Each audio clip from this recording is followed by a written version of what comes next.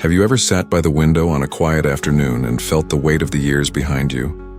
Not the years themselves, but the burdens, the worries, the little regrets that seem to sneak into your heart when the world around you finally falls silent. It's almost as if, even when life slows down, the mind keeps running, carrying things that no longer need to be carried. And maybe, just maybe, it's time to let a few of them go. Today, I want to invite you into a gentle conversation about something truly important, lightening your spirit, not by adding anything new, but by setting down the things that no longer serve you. Because the truth is, between 70 and 85, life can be richer, freer, and more peaceful than ever before. If we give ourselves permission to let go, we're going to talk about 11 things that might be weighing you down. Things that, once released, could open the door to more happiness than you've felt in years. We'll take it slowly, like a walk through a garden, savoring every step. Let's begin with something many of us don't even realize we're carrying: the need for perfection.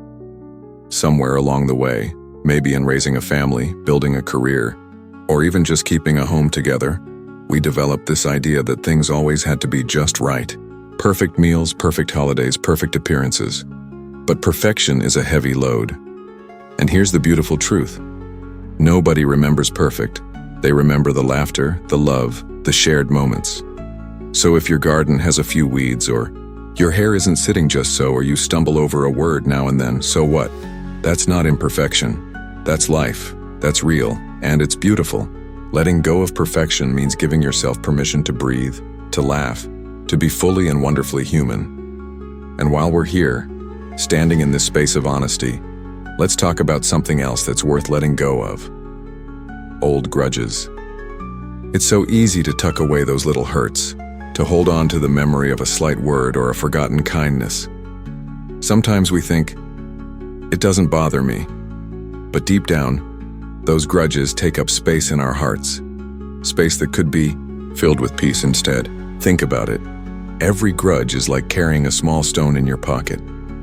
One by one, they add up until it feels like you're dragging a sack behind you. Imagine how light you would feel if you could empty that sack. Forgiveness isn't about saying what happened was okay. It's about saying, I choose not to carry this anymore. It's a gift you give yourself, not the person who hurt you. And what a wonderful gift that is, to walk freely, heart unburdened, into this beautiful season of life. As you start to lay down perfection and old grudges, you may notice something remarkable happening. You start to feel a little lighter, a little brighter, as if the years ahead are not weighed down by the years behind. And it's not because anything outside has changed, it's because you are choosing to change on the inside. Now, let's continue walking together through this garden of letting go and look at another hidden weight that many people carry without even realizing it. Sometimes what weighs us down the most isn't what's happening around us, it's what we're carrying inside. And one of the heaviest burdens, holding on to old mistakes. We've all made choices we wish we could change, times we spoke when we should have stayed quiet, or stayed silent when our hearts were begging us to speak. But carrying guilt over things that can't be undone doesn't serve you anymore. It's like trying to drive a car while staring only in the rear view mirror. You can't see where you're going if you're stuck looking backward. You've lived, you've learned, and you've grown. That's what matters now. Let go of the need to punish yourself for being human. Give yourself permission to be at peace. Right alongside guilt, another sneaky weight is resentment. Maybe someone wronged you years ago. A friend who betrayed your trust. A family member who said something they never should have. A neighbor who didn't treat you fairly. Holding on to that anger can feel like protecting yourself, but the truth is it only poisons your own heart.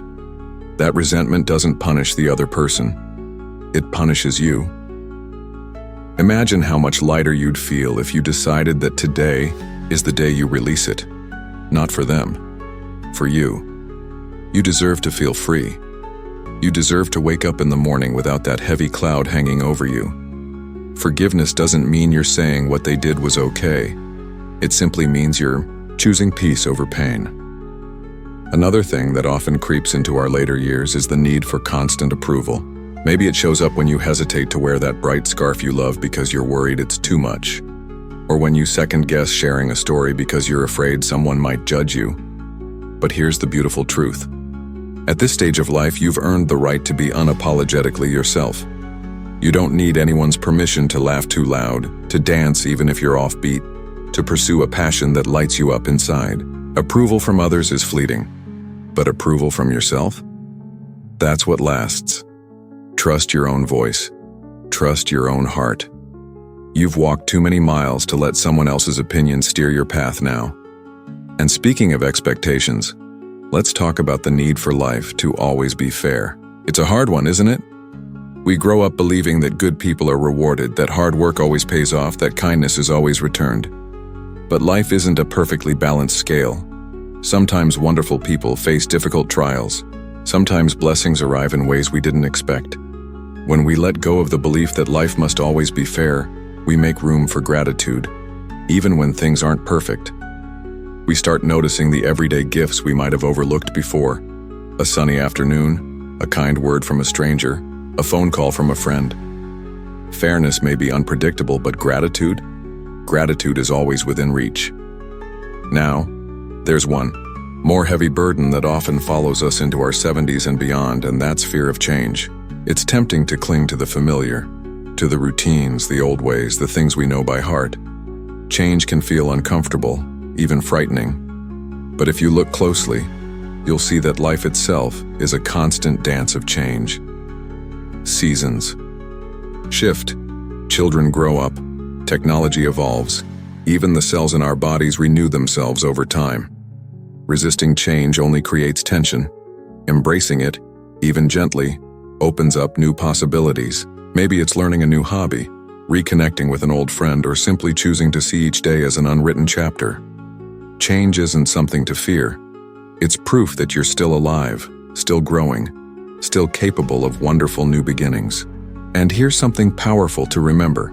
Your value is not tied to how much you accomplish each day. In our younger years, we're conditioned to measure our worth by how productive we are. The jobs completed, the tasks crossed off, the goals achieved. But as we get older, the true measure of a life well lived isn't in busy schedules or endless checklists. It's in presence. It's in laughter shared across a table. It's in the quiet moments of watching a sunset or listening to a favorite song from years gone by. You are valuable simply because you exist.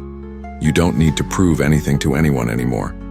Your being, your experiences, your wisdom, they are enough. They are more than enough.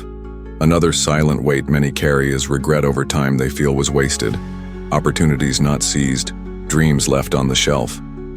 But the truth is, no time was ever truly wasted. Every path you took, even the ones that didn't lead where you expected, shaped the person you are today. Even the detours taught you something. Even the pauses had a purpose. Regret can chain you to the past, but gratitude can free you to move forward. Honor the lessons, bless the journey, and remember, as long as you're breathing, it's never too late to create something beautiful, to start something new, to touch someone's life. And here's another burden that's easy to overlook: the belief that asking for help is a weakness. Throughout life, many of us pride ourselves on being independent, on solving problems ourselves, on standing strong. But strength isn't about doing everything alone. True strength is knowing when to reach out, when to let someone else walk beside you. Asking for help, whether it's emotional support, practical assistance, or just a listening ear, is not a failure. It's a courageous act of connection. It allows others to give back to you just as you've given so much over the years. It's not a burden to need others. It's part of what makes life rich and meaningful. Finally, there's the invisible burden of comparing yourself to who you used to be. Maybe you were faster, stronger, sharper. Maybe you could work longer hours or remember every name and face. It's easy to feel frustrated when your body or mind doesn't move at the same pace it once did. But aging isn't a decline, it's a transformation. You haven't lost your worth, you've gained depth. You've gained understanding, perspective, patience, compassion. Those are qualities that only time can teach. Instead of mourning what has changed, celebrate what has been gained. You are not less because you have changed, you are more